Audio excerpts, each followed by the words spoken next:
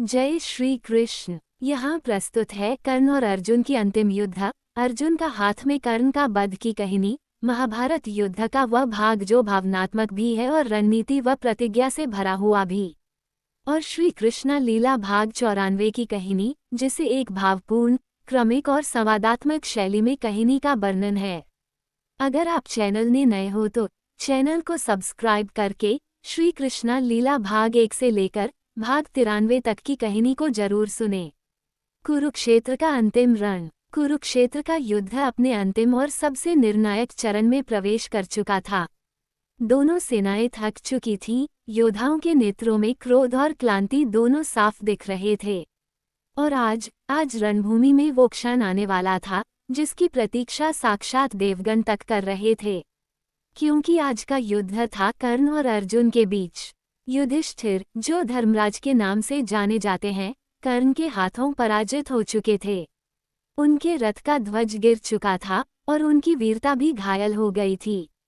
जब ये समाचार अर्जुन के कानों में पहुंचा तो उनके मन में लज्जा और प्रतिशोध दोनों ही जाग उठे। वह जानता था कि अब ये युद्ध केवल धर्म और अधर्म के बीच नहीं रहा, ये युद्ध अब व्यक्तिगत हो चला था। श्री कृष्ण ने अर्जुन से कहा, पार्थ, ये समय है जब तुझे अपने समस्त अस्त्रों का प्रयोग करना होगा। वो रथी जो तेरे भाई को परास्त कर चुका है, वही कर्ण आज तेरा प्रतिद्वंद्वी है, उसे हराना ही धर्म की विजय होगी। अर्जुन ने गांडीव उठाया, रथ पर चढ़ा और श्रीकृष्ण ने रथ को कर्ण की ओर मोड़ दिया। दोनों ओर से शंखनाद हुआ, पृथ्वी कांप उठी, आकाश थरथरा उठा। आज के युद्ध में देवताओं की भी दृष्टि लगी थी। कर्ण की शक्ति और अर्जुन का धैर्य। कर्ण ने देखा कि अर्जुन रणभूमि में आया है, उसकी आंखों में तेज था और गांडीव उसकी मुट्ठी में कांप रहा था। कर्ण मुस्कुराया, अर्जुन, आज मैं तुम्हें वैसा ही परास्त करूंगा जैसे मैंने तुम्हारे बड़े भाई को किया। युद्ध आरंभ हुआ। दोनों योद्धा एक दूसरे पर दिव्यास्त्रों की वर्षा करने लगे। अग्नि अस्त्र, वायव्य अस्त्र, वरुणास्त्र, सभी अस्त्र आकाश में टकरा रहे थे। अर्जुन और कर्ण की धनुष से निकली टंकार सुनकर देवताओं का मन भी रोमांचित हो उठा। लेकिन धीरे धीरे कर्ण भारी पड़ने लगा। उसके बाणों ने अर्जुन के कवच को भेदना शुरू कर दिया। अर्जुन का रथ हिलने लगा। श्रीकृष्ण को बार बार संतुलन बनाना पड़ रहा था। एक बार ऐसा भी हुआ कि कर्ण के कई बाण सीधे अर्जुन की ओर बढ़े, लेकिन वे जाकर अर्जुन के रथ पर लगी हनुमान जी की ध्वजा में समा गए। कर्ण ने हैरानी से देखा, ये क्या रहस्य है। लेकिन वो समझ गया था कि यह कोई सामान्य युद्ध नहीं है, ये देवताओं की भी लीला है। नाग अस्त्र और अश्वसेन का आगमन। अब कर्ण ने अपना सबसे घातक अस्त्र निकाला, नाग अस्त्र। यह अस्त्र केवल संहार के लिए नहीं, सुनिश्चित मृत्यु के लिए जाना जाता था। और इस बार उस बाण पर कोई और भी सवार था, अश्वसेन नाग। अश्वसेन वह सर्प था जिसका परिवार अर्जुन ने कभी अनजाने में वन में जला दिया था।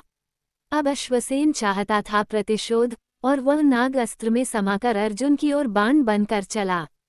जैसे ही वह बाण अर्जुन की ओर आया, श्री कृष्ण ने तुरंत रथ के घोड़ों को झटका दिया और रथ को जमीन में थोड़ा धंसा दिया।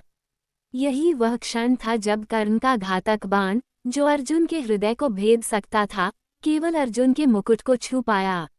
अर्जुन चौंका, पर श्रीकृष्ण ने उसे तुरंत चेताया, पार्थ, वह कोई सामान्य बाण नहीं था, उसमें एक सर्प बैठा था, अश्वसेन। इसे अब समाप्त करो। अर्जुन ने तुरंत एक अग्नि अस्त्र चलाया और आकाश में ही अश्वसेन को भस्म कर दिया। कर्ण की रथचक्र विफलता और श्राप की स्मृति। अब कर्ण ने पुनः युद्ध छेड़ा, लेकिन उसने देखा कि अर्जुन पहले से कहीं अधिक उग्र हो चुका था। युद्ध की गति तेज होती गई। कर्ण ने एक मायावी बाण चलाया जिससे अर्जुन उलझ गया। और तभी कर्ण ने अपने सारथी से कहा, रथ को और आगे ले चलो, मैं इसका अंत यहीं कर दूंगा। लेकिन जैसे ही कर्ण का रथ आगे बढ़ा, उसका एक पहिया जमीन में धंस गया। कर्ण चौंका, तभी उसे याद आया वह श्राप जो उसे परशुराम के शिष्यत्व के समय मिला था, और दूसरा श्राप वह ऋषि जिसकी गाय को उसने अनजाने में मारा था। उस ऋषि ने कहा था, जब तू अपने जीवन की सबसे बड़ी लड़ाई में होगा, तब तेरा रथ जमीन में धंस जाएगा और तू असहाय रह जाएगा।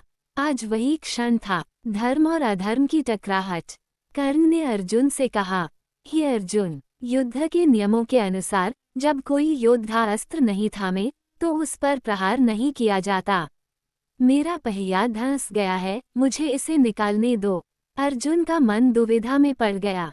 वह धर्मपथ पर चलता था, लेकिन श्रीकृष्ण ने क्रोधित होकर कहा, हे पार्थ, क्या उस समय कर्ण को धर्म की याद आई थी जब द्रौपदी का अपमान हो रहा था? क्या तब धर्म कहाँ था जब अभिमन्यु को चक्रव्यूह में मारने के लिए 6 महारथियों ने नियम तोड़े? और क्या आज धर्म उस श्राप में नहीं है जो कर्ण को मिला है? आज न्याय का समय है। अर्जुन ने गांडीव उठाया। कर्ण अब भी रथ के पहिए को निकालने में लगा था, लेकिन अब समय थम चुका था।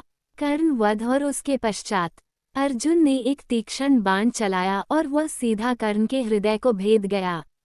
कर्ण वही रणभूमि में गिर पड़ा। धूल उड़ रही थी, रथ थमा हुआ था। अर्जुन के नेत्रों में अश्रु थे क्योंकि उन्होंने एक महान योद्धा को हराया था, लेकिन उसकी मृत्यु को देखकर हर्ष नहीं हुआ, बल्कि करुणा हुई। श्री कृष्ण ने शांत स्वर में कहा, आज अधर्म का अंत हुआ है, लेकिन अर्जुन, यह मत भूलना कि कर्ण भी वीर था। एक पराक्रमी योद्धा जो अधर्म के पक्ष में था, लेकिन उसकी आत्मा कभी कायर नहीं थी। इस प्रकार कर्ण का अंत हुआ। सूर्यपुत्र, जिसने अपने जीवन में सदा अपमान सहा, जिसे उसकी सच्चाई का मूल्य कभी नहीं मिला और जिसे अंततः उसकी करनी और श्राप दोनों ने घेर लिया।